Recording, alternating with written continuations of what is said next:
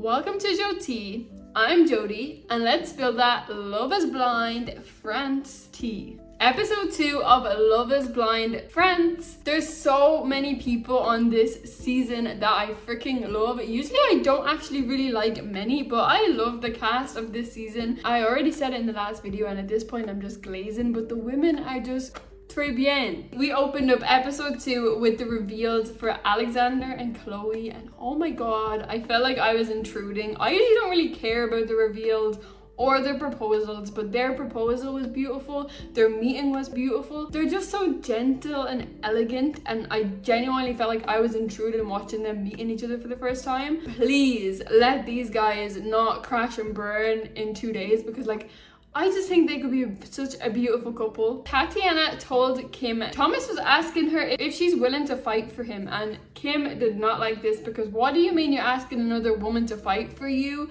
when you're telling me that I'm the one? She went in there hot-headed to ask Thomas, why is Tatiana coming to me with this information? You're number one for me, and I don't need other women coming to me telling me that you're asking them to fight for you. She wants to marry him, she wants to spend her life with him, and she's just worried now that he's playing her. She got into the pod and she just went off. She started going off on a rant, but it wasn't Thomas in the pod. It was Clement, her other connection. He knew straight away that she had the wrong guy, so he literally played with her. He was like, so aren't you talking to other people? Like, who do you prefer, Clement or Thomas? And she was like, Clement is my second option, you're number one. Like, why would you be treating me like this? And it's like, oh my god.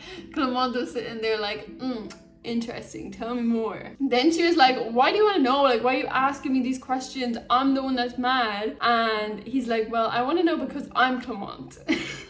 Yeah, you fucked it. You fucked it. There's no more Kim and Clement. There never was gonna be one anyway, but she finally did get to her man, and she told him that she knows that he's the one, and basically she made an absolute dumbass of herself in front of the other guy. Although I really do love Tatiana, I am happy for Kim. I'm happy for Kim and Thomas. French people are so passionate. Why are they so passionate? They're just great with words, aren't they? Like, is any of it even real?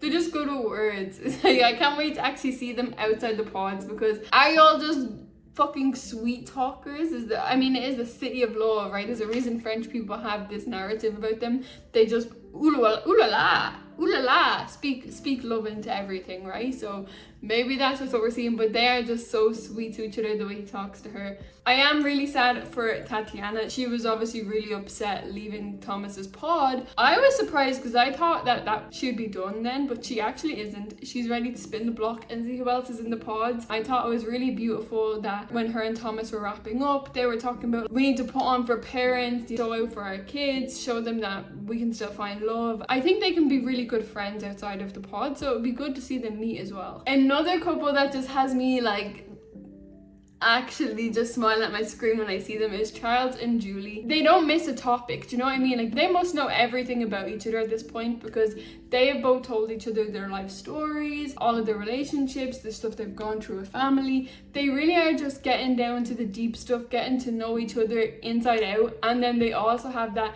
flirty, sexual, bantery conversation too. So I just think they are the perfect freaking match.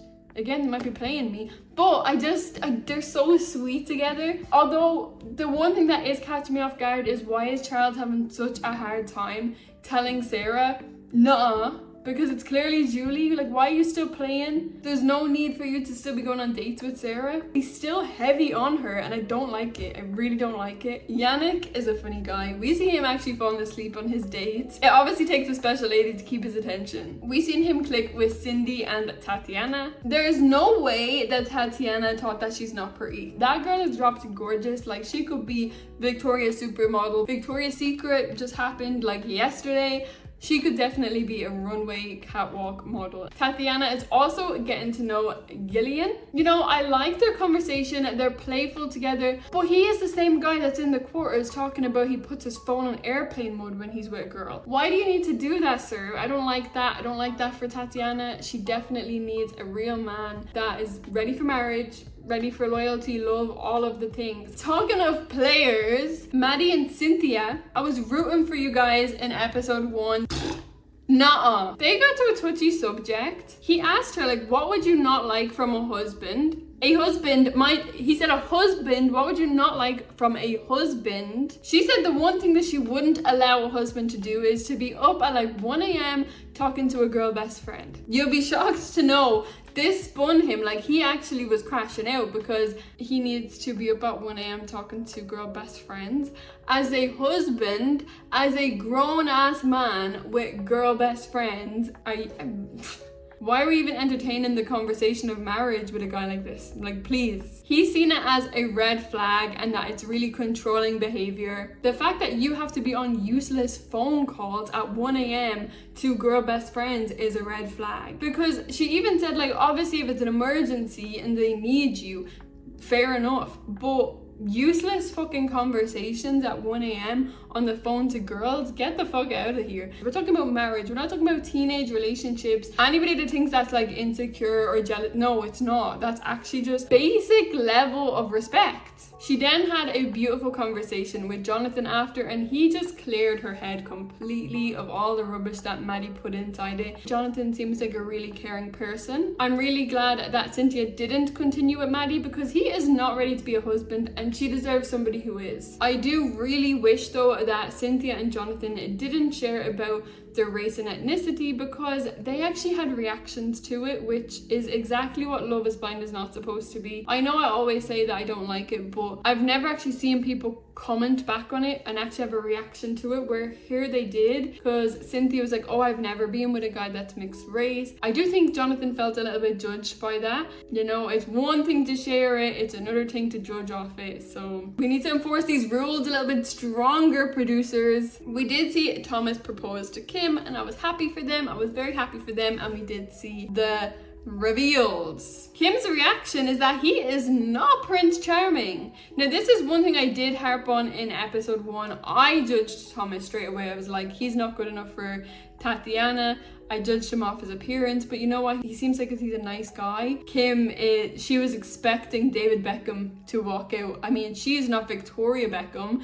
She's a beautiful woman, but she's not Victoria Beckham, so I don't know why she was expecting David Beckham. She said he's not Prince Charming, he doesn't have blonde hair and blue eyes. She keeps comparing him to David Beckham, which is really unfair. I do think she's going to get bored of him very quickly, because she's also saying that he needs to hold himself with more confidence, that she could feel that he didn't have like that confidence around her. And I personally, from watching Thomas, I don't think he's going to be able to hold himself with more confidence. Maybe he'll surprise us, but I do think Kim is going to get a little bit bored of him a little bit too quickly, and I feel for him. I do, because they have a beautiful connection and it'll be sad to see it ruined over appearance. We then seen Sarah giving Charles an ultimatum. She said he has to give her a decision by the end of their date. He somehow wormed his way into getting another day, but it's like, why are you actually playing with my emotions? Because it's Julie. It is fucking Julie. It's not Sarah. I just actually don't even know why Sarah's still on the table. The conversations we're seeing hold nothing. I wish we seen a little bit more of Jonathan and Cynthia's relationship forming, because when it got to proposals, he actually gave her his grandmother's bracelet, which is a big step. He did propose and she did accept, and she did tell him she's a little bit nervous about something. Again, it's putting a lot of pressure on him that he has to reach some sort of standard. I don't like where it's heading. We see her then in the quarters telling the girls she's really stressed out about his height, because